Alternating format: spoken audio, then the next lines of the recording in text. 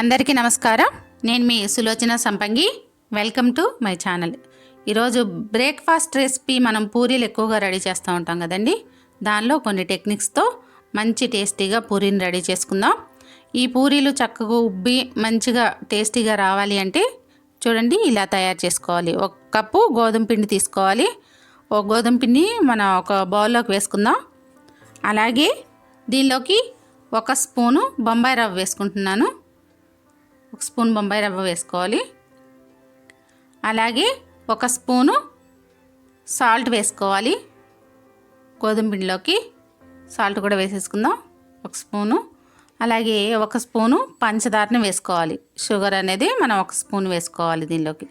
అలాగే ఇంకా 2 స్పూన్లు వచ్చేసి కుకింగ్ ఆయిల్ని వేసుకోవాలి. ఇలా ఒక 2 స్పూన్లు వేసుకొని మనం ఈ పిండిని అంతా కూడా కలిసేలాగా కలుపుకోవాలన్నమాట. పొడి పిండి కదా, మొత్తం ఆయిల్ మనం వేసిన అన్నీ కూడా కలిసేలాగా ఒక్కసారి కలుపుకోవాలి పొడి పిండిని. ఇలా కలుపుకున్న తర్వాత చూడండి మొత్తం అంతా కలిసిపోతుంది కదా. ఇలా ఆయిల్ అంతా పట్టేలా కలుపుకొని ఇప్పుడు వాటర్ వేస్తూ మనం పిండిని కొంచెం కొంచెంగా వాటర్ వేస్తూ పిండిని కలిపి పెట్టుకుందాం. మనం పూరి పిండి కలుపుకుంటాం కదా, అలా ఒకేసారి వాటర్ వేసామనుకోండి కొంచెం ఎక్కువ అవ్వచ్చు. వాటర్ ఎక్కువైందంటే మళ్ళీ కొంచెం పిండి వేసుకుంటూ ఉండాలి. అలా కాకుండా కొంచెం కొంచెం వాటర్ వేసుకుంటూ మనం ఈ పూరి పిండిని చక్కగా కలిపేసి పెట్టుకుందాం. మంచి ఈ కన్సిస్టెన్సీ అనేది మరీ లూజ్ అవ్వకూడదు, మరీ గట్టిగా ఉండకూడదు. మనకు తెలిసిందే కదా, ఎప్పుడు చపాతీలు పూరీలు చేస్తూ ఉంటాం కదా.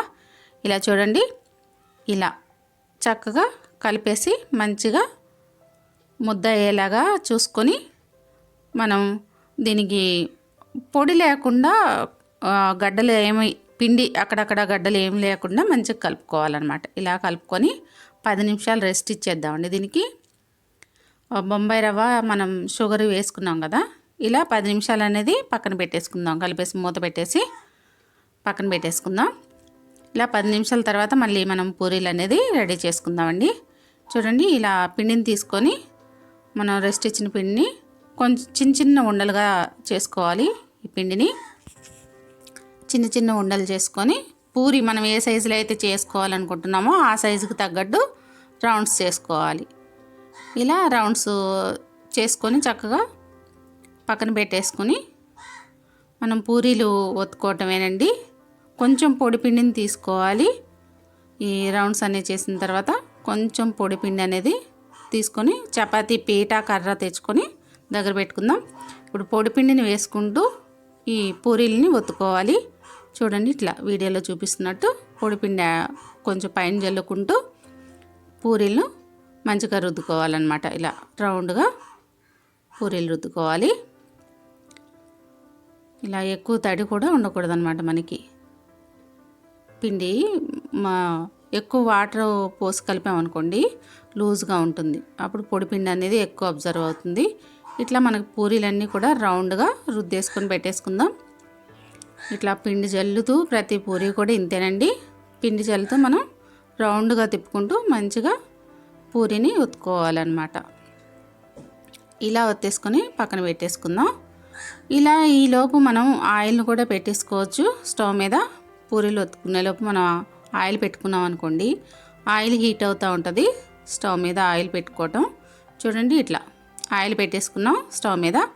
నేను రైస్ బ్రాన్ ఆయిల్ వాడతాను, మీకు తెలిసిన విషయమే కదా. ఇది కోల్డ్ ప్రెస్ ఆయిల్. ఇది ముడి బియ్యం పైపర్ నుంచి తయారు చేస్తారు. ఫిజికల్లీ రిఫైన్డ్ అనమాట.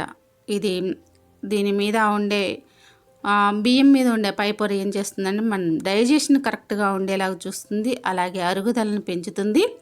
మనం ఏం తిన్నా కానీ ఈజీగా అరిగిపోతుందండి. గ్యాస్ట్రిక్ సమస్య అంటే ఉండదు మనం ఈ కుకింగ్ ఆయిల్ టీ పొడి వాడామంటే. దీనిలో చూడండి ఇప్పుడు ఆయిల్ వేసుకున్నాం కదా, వేడైన ఆయిల్లో మనం పూరీలు ఒక్కొక్కటిగా వేస్తాం. ఈ వేసిన పూరీలు చూసారు కదా చక్కగా పొంగుతున్నాయి. చక్కగా ఇట్లా మంచిగా కలర్ కూడా బాగా వస్తుంది చూసారా.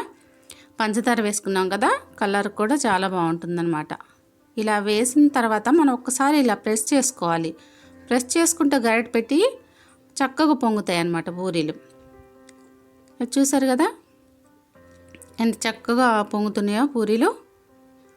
ఇలా మనం పూరీలన్నిటిని కూడా కాల్చుకొని తీసేసుకోవాలి. చక్కగా ఒక్కొక్కటి వేసుకుంటూ ఒక్కొక్కటి వేసామనుకోండి చక్కగా పొంగుతాయి అన్నమాట. ఒక 3-4 వేయకుండా ఒక్కొక్క పూరి వేసుకొని చక్కగా మనం కాల్ చేసుకుందాం. ఇలా చూడండి వేయించుకోవాలి, డీప్ ఫ్రై కదా, వేయించేసుకుందాం. ఇలా ఎప్పుడు చేస్తూ ఉంటాం కానీ ఈసారి ఇలా ట్రై చేసి చూడండి. బొంబాయి రవ్వ షుగర్ వేసి చూడండి, పూరీల్లో చాలా టేస్టీగా ఉంటాయి.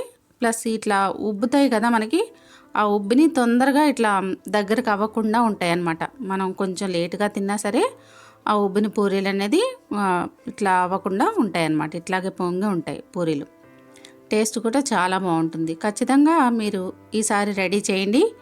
ఈ వీడియో మీకు ఎలా కుదిరిందో నాకు కమెంట్ రూపంలో తెలియజేయండి. ఈ వీడియో మీకు నచ్చినట్లయితే లైక్ చేయండి, షేర్ చేయండి, సబ్స్క్రైబ్ చేయండి. ఇలా మీ వాళ్ళతో సబ్స్క్రైబ్ చేయించండి. చూడండి ఇట్లా నేను సర్వ్ చేసుకున్నాను చికెన్ కర్రీతో. చికెన్ కర్రీలోకి పూరీలు చాలా బాగుంటాయండి. నేను మునక్కాడ చికెన్ చేశాను. ఈసారి మన వీడియోలో మునక్కాడ చికెన్ పెడతాను. చూడండి చాలా బాగా కనిపిస్తుంది కదా మునక్కాడ చికెన్. ఈ పూరీలోకి చాలా చాలా చాలా టేస్టీగా ఉంటుంది. ఖచ్చితంగా ఈసారి మనం రెడీ చేసుకుందాం. మరి నా వీడియోలో ఆదరిస్తున్నందుకు థ్యాంక్స్ ఫర్ వాచింగ్.